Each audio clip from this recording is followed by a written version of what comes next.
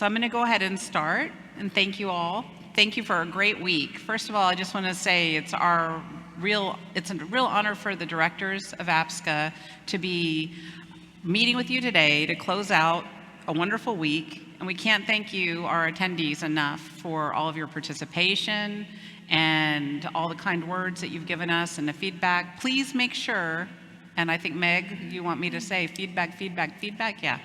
So we need to have you complete those surveys. Tell us what worked and what didn't, because we will do this again next year. I think Gabriella leaked Asia, so we'll see you in Asia. And we really appreciate the engagement, all of the information in the working sessions that you shared, the feedback that you gave us, and just every year growing and being shaped by your participation and your comments. So I'm not going to talk too much more about this week. We're just going to give you a little glimpse behind the scenes so you can see how APSCA really works and how we work together.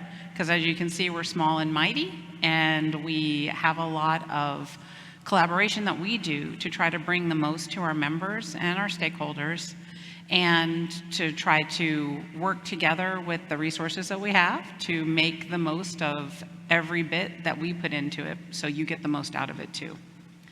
So today on the panel with me, I'm starting off in lovely yellow, Yadira Hurtado, who's our Director of Membership, of Member Engagement. So she does both membership and engagement. So if you're going through the membership journey and application, you're probably working with Yadira quite a bit. And she's done a lot to really advance that process. She'll talk to you about that in a minute. And then we have our newest director, our Director of External Affairs, which Karina Ufert. And Karina is managing all of our external outreach to regulators, legislators. I'm sure you enjoyed her panel just a few moments ago, really, before break. And I'm going to also introduce to my immediate left, Kara Chan. Are you guys doing something funny that I don't know? Director of Exams and CPD. So if you are an auditor who is going through the experience of moving from an ASCA to a CSCA, you're working with Kara and her amazing team a lot. And then finally myself, I'm the Director of Code and Compliance. I head up the professional conduct team. And I'm here, I just want to point out Lisa Cornell. Lisa, can you give a wave? She is our compliance manager and my right arm. She's amazing, and a lot of you work with her on data, so I'll talk about our team a little bit in a moment as well. So I mentioned that we all work together, and we have our action, integrity, and impact that we want to talk to you about today. So a lot of our action happens in the exams and CPD model, and that's getting people engaged, moving them through the exam journey, and also maintaining CPD so that you stay educated, so that you continue to learn and grow, because we're about a journey at APSCA, moving through and progressing, not ever staying stagnant. Then we have integrity, which is largely my team, but we all work in a very high integrity environment. We, in ethics and compliance, manage allegations and do investigations around those allegations. We also take in all of the quarterly reporting and feedback that you give us about the audit work that you're doing, and we compile a lot of data. We feed that back to you, talk to you about how you're doing, and keep a conversation going. We also handle the disciplinary side, which helps keep our profession accountable and helps make sure that we're staying ahead of those trends and ethical issues, whether they're egregious and systemic or remediable. Then we have impact in external affairs, extremely impactful, working a lot in a space that's hard for APSCA to plant a flag in, but Karina's working really well in getting the right people in the room and making efforts for APSCA that not only benefit APSCA as an organization, but all of our members and our stakeholders by creating value and bringing more awareness to what social compliance auditing is and the people that are involved in the processes. And then we also have connection through membership. And Yadira does a great job connecting. I saw all of you. She usually has a little row of people, whoops, like ducklings following her around at conferences because everybody wants to talk to her about membership, but also just to spend some time with her. Altogether, this makes an ecosystem that's valuable to our members, but also extends beyond. Now, I'd like to turn it over to each of the directors to talk a little bit about their departments, and we're going to start almost where we finished off with Yadira. Perfect segue. Hello, everyone. I just want to say another thank you for all of you that remained and are with us till the end. We really appreciate it. As Stephanie mentioned, I'm responsible for leading audit firms through the APSCA journey. That's really the way that I view myself and my role here in APSCA. And that includes from application through, hopefully, membership offer, and then eventually onboarding. And then after that, another important component, right, is provisional to full membership, with the end goal being full membership. And someone mentioned it yesterday about that not being guaranteed, so that's a reminder as well. Sometimes when firms get to provisional and then they get to full, and it is time to celebrate, but it's not time to just relax, right? Because that's when the really, I wouldn't say hard, I would say important work starts to make sure that everybody understands what the expectations and requirements are of APSCA membership, and that's where I come in as well, to make sure that our provisional members understand what that really means. And again, that the move from provisional to full is not guaranteed, right? We give you all that timer of 1 year to get there, and if not, that's where I have to come back in and have a conversation with you all. Going into a quick review of the past year has to include the 3 pillars I discussed last year. So for those of you that were with us in Vietnam, you may remember those 3 strategic pillars have been and will continue to be into 2026: process improvement, data. We talked a lot about data yesterday, and I kind of like that. Lisa knows that I'm just so interested in data, even though I may not be able to mine it myself, but I'm just amazed at what Lisa can do with it, and so I sit there and just listen intently to everything that comes out. And it's also very important. The way that we're using that is data gathering, right? We want to gather as much information as we can from the beginning, from applications. How can we keep that information from the applicants through their journey into provisional, into full, and how can we use that internally, but also externally, right? And I mean externally aggregate, not that we're sharing any specific information from member firms. As you may remember from last year, we also discussed that very, very specifically about how we guard information, and we're really strict about that. But data is more about data capturing. And the last one is communication. So I'll start with that one. Starting with communication, there's now increased communication touch points for all of the phases of membership. And that's the way I think of it, those buckets in membership, but then also the strategic pillars that I just mentioned. And so they all revolve around that. And one of those is more calls in every step. We now conduct clarifying calls even for applicants, even before we give a membership decision, right? We want to make sure that we're understanding how that firm is set up, that we have everything correct before we make that important decision. And so if anything is not clear, if we kind of want to gauge a little bit more, get to know you a little bit more, don't take that as a bad thing, good thing. It just means that we want to get it right and we want to make sure. And so that's something that we've implemented that's new. That wasn't done before. Also, implementing new structural and thorough onboarding calls. And so previously, it was just documents that were sent, right? And we understand that documents can become overwhelming. And so what we've done now, and Lisa helps me with this, it's kind of a 2-parter, where we have an onboarding call for membership. We explain what's next, like, welcome to APSCA, we're glad you're here. But let's make sure that you know what you need to do now and how we can get you set up correctly. And then Lisa takes, as Stephanie mentioned, the side of compliance and reporting, making sure that you're clear on what's next. And in a little bit, I'll share how we're even trying to improve that now. We're always thinking of continuous improvement. We do have an idea for 2026, and I'll talk about that in a minute. And again, always open to feedback, right? So a lot of the new firms that may be in the room, please give us feedback on that. I know that it's a lot of information, it's overwhelming, but we want you to get set up correctly. So we have a new idea for that. And also reinstated member member firm quarterly calls. It's something that was done before, and we thought it was a great idea to bring it back. And so we started with C member firms. We had a good turnout. We had it in 2 different time zones. And don't think it's just C member firms. We're starting to continuously implement that, and that will be something that continues into 2026 as well. We found it enriching. I hope that all of you that attended thought so as well. We had some good feedback, and so we definitely are continuing that. And now the other 2 I can group together because both of them require me to collaborate a lot more closely with my colleagues, which I like.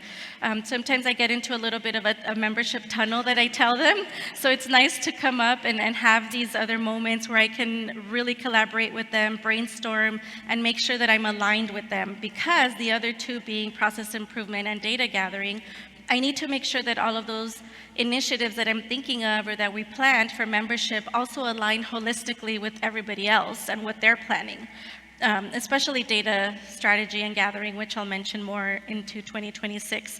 For now, what we've done is focus this year on automation, figuring out those points where we can automate the process a little bit more and make it a little bit more not only faster, but more efficient, that there's also value in what we're doing and what we're capturing. Because again, I'm a one-woman show, right? And as our membership firm numbers grow, we need to make sure that we can standardize some parts of it and we can automate others. And we're really excited about that. And that's gonna roll into 2026. And I'll talk about that more in a minute. But the other process improvement part has a little bit more to do with how can we make sure that everything is clear in terms of processes, right? We're talking about suspensions. We're talking about reapplications. If unfortunately a member firm is not accepted, what happens? When can they reapply? And so we want to make sure that we capture all of that we document it, and that it's communicated. So that's where everything kind of falls, like I said, into the same buckets, right? It's either process improvement, data gathering or sharing, or communication.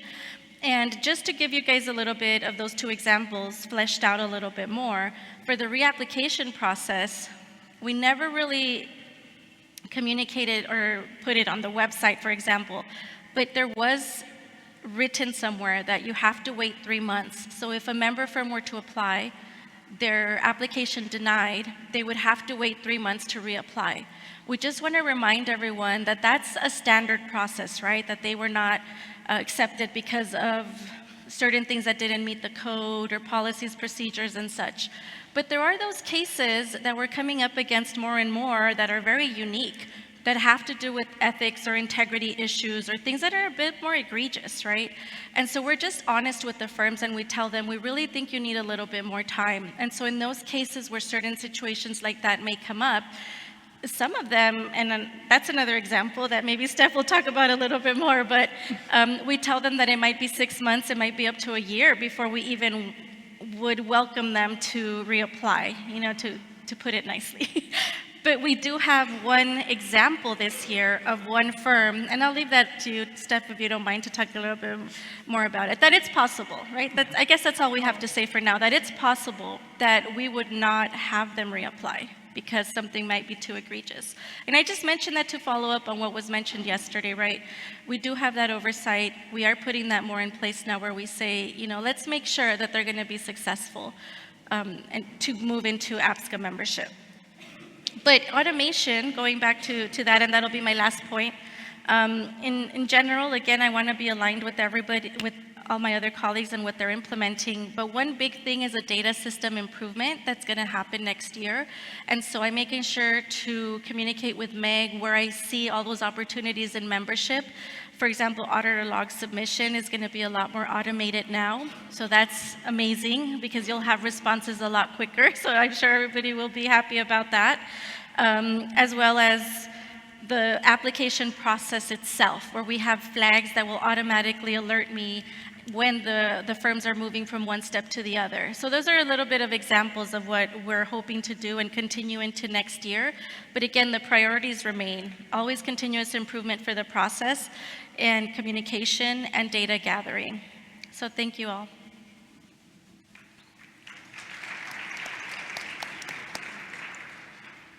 I guess I have to go next. Thanks for making it hard to follow Yadira.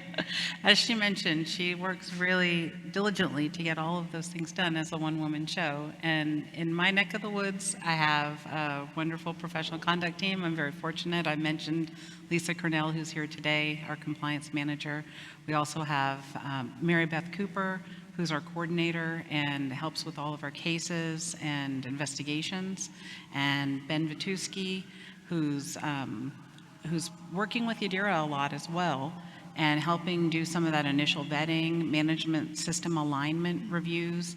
And we're moving more into doing that, maybe looking at doing some health checks and some other help to support members next year, where there's a little bit of a bridge between management systems and meeting the code requirements, and helping people on board and come in as new members, or just even having some general alignment with members. So, Thank you so much for saying that, Steph. The full members.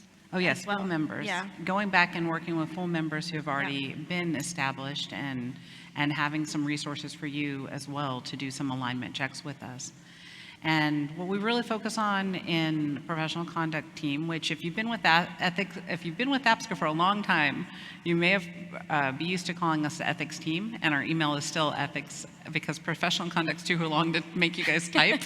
So we're still ethics@theapsca.org, and you can reach us there if you have questions or concerns. And we definitely want to hear from you, because the thing that we found has made the most difference in what we do is collaboration with you, and encouraging others also to collaborate, because ethics is something that's really at the core of what we do. And there's a lot of common issues that we face. So when we see issues arise, and I'll just give you some numbers real quick, we've been progressively getting more and more cases. And when I say cases, I mean reported allegations. And so what we've seen in the last few years is going from about 50 cases a year to nearly 400 cases this year. And that means that we're doing a lot more working with each and every one of you. It doesn't necessarily mean that things are getting less ethical. The issues are still there. We're just getting more confidence in reporting channels. We're having a lot more interaction. We're seeing reporting coming from more sources. Traditionally, we would be receiving allegations only from member firms, and that would be because you disassociated with an auditor for ethical reasons, and then you would let APSCA know. What member firms are doing now, which is so helpful and so necessary, is getting involved with APSCA early on, giving us a heads up, headaches, I'm sorry, but I think they're all headaches for us, ethic problems, but giving us a heads up to let us know when we can get involved and help. Sometimes you need help with your investigation processes. Sometimes you need more data. We have data that you may not have. We need to work with you on getting specific evidence and talking to auditors and doing interviews, and we've done some co-interviews. It's been really amazing, and it's been great to see progress from people who are really struggling with working on ethical issues and investigations, who've come to us, and we've been able to take them through it. Likewise, with the investigations and integrity side of what we do, we also do a lot of collaboration on the compliance side. And again, I'm going to give another shout out to Lisa, because I don't think any of us can give Lisa enough shout outs for all that she does for APSCA with the data that she's able to accumulate through triangulating, getting information from schemes and stakeholders to be able to help us have a fuller picture of what's going on. We rely on all of that cross collaboration and triangulation of information to be able to resolve some of the bigger ethical issues in certain regions. And what we're starting to see is that putting you on these compliance paths and working with you to always focus on continuous improvement is very helpful. One thing that I also want to just highlight, and I will close with this, is, well, no, I have two things more to tell you.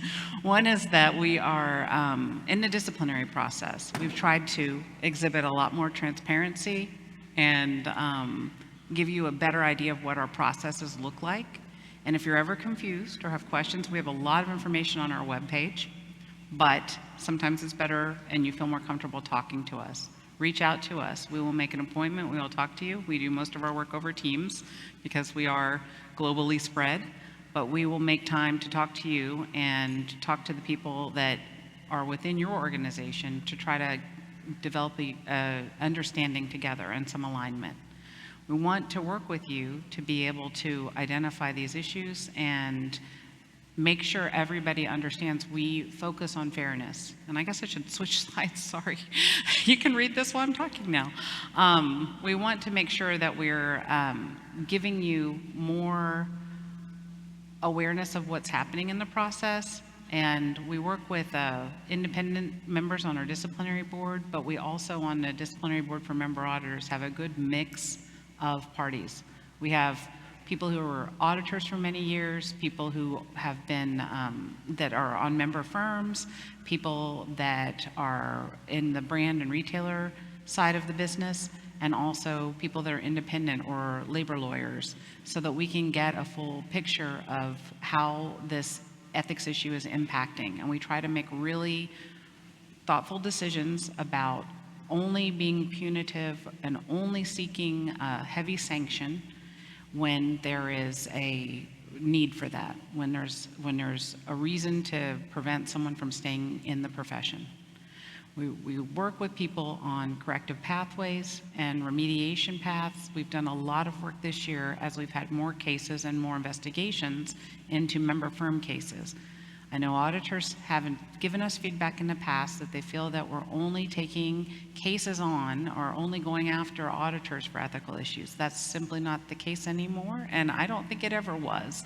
But we've really changed the program to be much more balanced, and we're looking at ways to work with firms, and we take into consideration before any sanctions are applied how much that affects not only the firm but the auditors that work for the firm. We've been looking at adding regional suspensions instead of just flat global suspensions, and we have a disciplinary review committee for both auditors and firms for less egregious issues so that lower sanctions and sanction protection can be provided. We have sanction matrices and decision-making tools that are applied fairly across the process to everyone. The last thing I'd like to say, and this is going to connect me and the rest of the team as well, is the work that we do in our Collaborative Program Working Group. So we started the Collaborative Program Working Group, which is 13, Ross mentioned it this morning in the previous, in the opening Board of Directors meeting or his opening today. We've had a lot of work over the last 2 years with the Collaborative Program Working Group, which is 13 social compliance auditing schemes that have signed on with us. We have an agreement of how to share data, how to work together on helping all of the APSCA members better understand and meet ethical challenges. And it's really great to see so many of you here today. I really want to thank you not only for the work you do out throughout the year, but a lot of the work that you did in the engagement day, talking with each other and working across schemes to really address issues. And I will now turn it over to Karina Ufert, who is going to talk about external affairs. Thank you, Stephanie. And thanks for also giving me ammunition whenever I face the external actors and players. And again, there is no secret to anyone. There are people outside among the regulators, among some of the international institutions, organizations, trade unions, who have critical views about our industry. And again, we discussed about it yesterday, we discussed about the image, and certainly being able to refer to the work of Stephanie, Kara, and we'll get back to this later, is important. And of course, the idea, because I think this is about the oversight, which indeed builds trust among different stakeholders who don't always know who we are, who may have heard very different opinions and views, who don't always see the tool, the social compliance auditing, as fit for purpose as it is. And I think this is where, indeed, the work you are sharing with Stephanie and the other colleagues, they really give me very good insights for proper storytelling. And storytelling is important here. And interestingly enough, I've put this slide last week, and as you can see from here, I really like schemes and very much the systems thinking. If you can't read the text, that's probably the main takeaway you can take. But in that sense, And I was also listening to the discussions yesterday, and I think what's interesting is even though I put this slide last week, and I was somewhat anxious and nervous coming into this meeting, because again, it's the first time I'm seeing many of you, and I thought, how would my work really fit? How would I respond to your needs? Because of course, the external affairs are there for the purpose. And they're there for the purpose of advancing the industry, but also, most importantly, delivering the value to our members, our member firms and the member auditors. So that's the lenses I have for my work. But I would say the discussions yesterday and also the panel we had this morning with the external partners, with the regulators, someone coming outside the usual ecosystem of social compliance auditing, really confirmed the point that this conversation, this connection is needed. So in that sense, indeed, it's not going away from the core topic. We're still talking about the social compliance auditing, but it's about really finding the bridges. And what Mauricio said this morning, that we need more connection between the business and human rights. And business and human rights is the area which now, I would say, influences all the discussions about the global legislation in the space. So for us, it's about working in tandem. It's about also, again, as mentioned, gaining trust, but also being efficient as a tool as we are in order to support the companies and eventually advance the workers' interests and rights. So in that sense, thank you for this, indeed, for this couple of days, because on one hand, it was a great input, and it was a great storytelling for me to take back to the, again, to the different rooms and different capitals, but it's also another reconfirmation that indeed, as an industry, we are fairly efficient in self-regulating. And again, and that's a very important message to give in, especially into the capitals, into someone who is trying now to come in with whatever legislation. I think indeed, more we work together and more we face different stakeholders and tell them our story and our view of the story, we are capable to build a better understanding of where we are and where we want to go. And as you also heard in the external panel, there is openness to collaborate. And again, we may not be able to find all the solutions to all the problems, especially after the yesterday, but there is openness to engage and to talk more. So again, from our side, I'm super excited to be here. We have a lot in the planning, in the pipeline for you for next year. So there will be events, there will be, again, the, publications. We want to establish the regular cadence of the meetings, especially around the main legislative processes, the omnibus, the forced labor regulation, let's say the processes in the US, probably outside the world. Again, we'll need to really focus and see where that's the most value. But I would say the most important is about ensuring that our voice is being heard in those rooms, and it's our story, our version of the story which is being told. And this is where I will certainly be relying on most of you, many of you, and of course the doors are always open for the communication, any clarifications about the regulatory processes, the international organizations, whether we talk about soft law, the hard law that we discussed in the morning, but also about some ideas. Again, I can't promise you the Netflix movie for the next year, but hopefully we'll come to some other useful ideas in order, on one hand, to promote the profession, but also indeed establish APSCA as the voice for industry in that sense. Yeah, thank you for this. And on the practical note, thanks for this. Again, it's passing on to Kara, because obviously competence is another pillar of building credibility in our profession, but also, indeed, I think as you saw also from the engagement with international organizations this week, it's the time also to push a little bit the boundaries and to invite other expertise, because the interest is there, that I can promise you. Thank you. So we were discussing sharing this session, what we have done in 2025, but I would like to take this moment to return this and actually thank every one of you sitting at the other end, the audience, because without you, we cannot do any of our work. And so I just want to highlight 4 things. There's so many things that we have done, but I want to particularly shout out to all of you. Those are the achievements that you have done. And so the first one is, out of the all the auditors, we have 70% of CACA already. So that's a great achievement, considering that we didn't start the process until quite late. So 2019 2019 was the first batch of CSCA, and today we have 70% of auditors who have taken the exam are CSCA. So congratulations to all of you.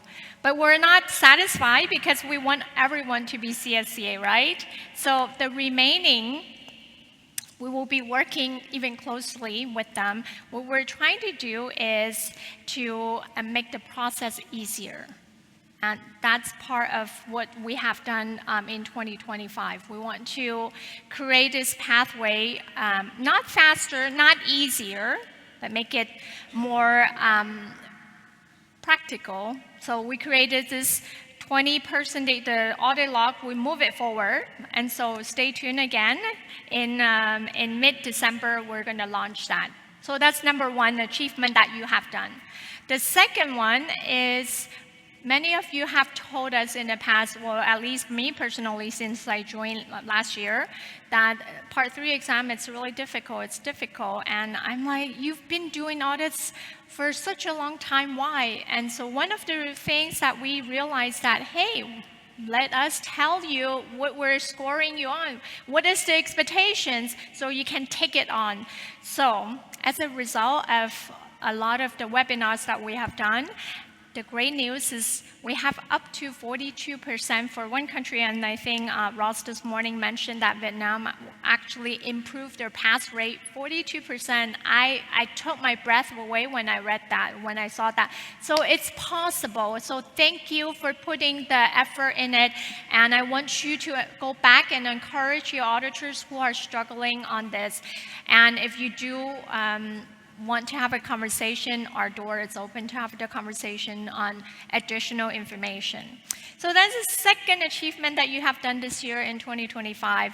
The third thing I want to say that, and also blow my mind, is that one of the auditors from the first exam to Part 3, it took 2.5 months. Literally 2.5 months. Well, granted that in 2023 we had a peak number of auditors and it came down, so it helped speed up the process.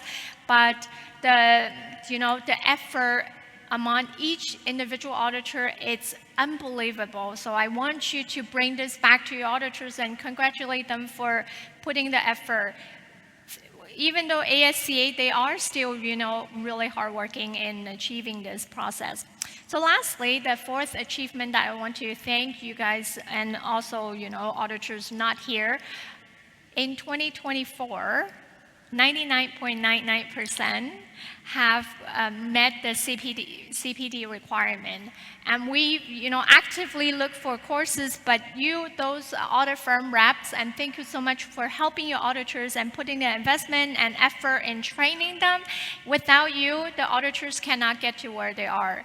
So those are the four major things that I want to shout out. And I know that you mentioned Lisa a number of times, and I would like to also shout out to Lisa for helping me with a lot of data analysis to help us improve ourselves. And in addition to that, I also want to shout out to Meg. She's somewhere, she's been very busy this week. She wears several hats and she's helped a lot of improvement. We fight a lot, Meg and I. What we fought on is I always want to do the right thing, and she always wants to make things easier for you guys. And so as we fight, we come to a compromise, and here you go. A number of good process will be in place in the next month.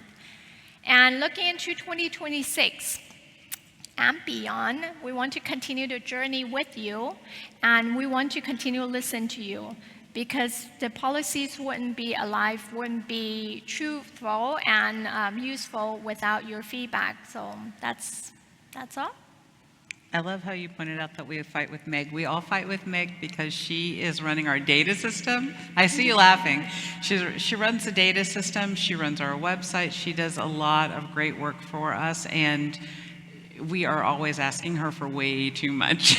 And she put together really AMMS's, a lot of her blood, sweat, and tears. So the reason we were so successful this year was because of the whole team. But Meg was our fearless leader this week along with Ross. So good job. We're So I think also I just wanted to say I work with these ladies. They're all very humble and they all work extremely hard. I'm very pleased, very happy to be working with each of you. And as we work together and we look forward to what we can bring you in the future, we just want to emphasize that this week showed that we're all advancing together. Everything we've done this week is working in collaboration. And we loved, again, I really enjoyed the engagement sessions. I think we all did. We got a lot out of it. We hope you did too. And advancing together isn't just a slogan. It applies to how APSCA works with our members and all the stakeholders, global governance organizations.